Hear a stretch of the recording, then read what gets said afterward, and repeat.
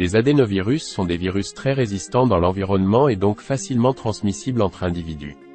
Qu'est-ce qu'un adénovirus? Comment se transmet ce type de virus? Quels sont les symptômes d'une infection à adénovirus? Comment soigner une telle infection? Peut-on la prévenir? Voici nos explications. Qu'est-ce qu'un adénovirus? Alors que le virus de la grippe ou du Covid sont des virus à ARN, les adénovirus sont des virus à ADN, c'est-à-dire que leur génome, à savoir l'ensemble de leur matériel génétique, est constitué d'un ADN. Les adénovirus humains font partie de la famille des adénoviridés et du genre des mastadénovirus. Parmi les quelques 100 différents sérotypes, 51 sont pathogènes pour l'humain. Il existe 7 espèces d'adénovirus humains, classées de A à G.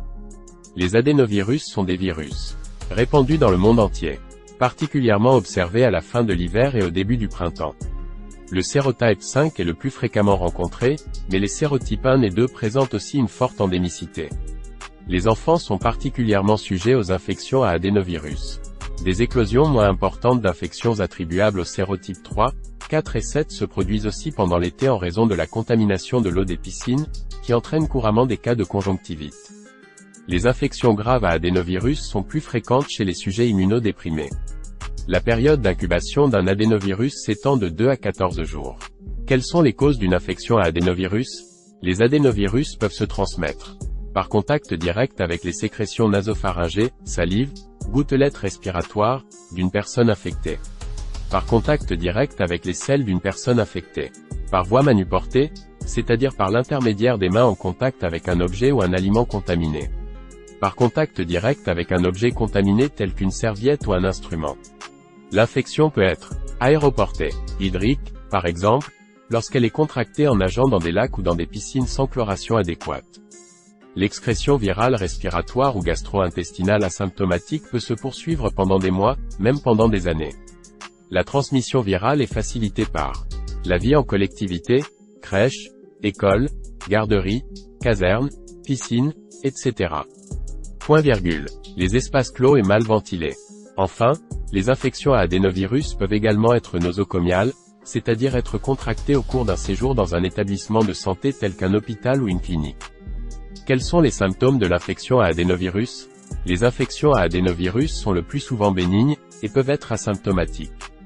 En effet, des manifestations cliniques ne sont présentes que dans environ 45% des cas.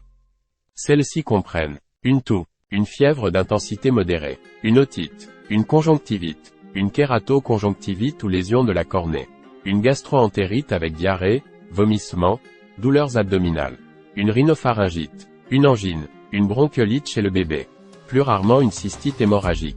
Chez les nourrissons, les enfants et les adultes immunodéprimés ayant reçu une greffe d'organes, par exemple, les infections à adénovirus peuvent être plus sévères et disséminées, avec l'atteinte potentielle de nombreux organes se traduisant par des pneumonies, méningo-encéphalites, hépatites, particulièrement sévères, potentiellement et exceptionnellement mortelles.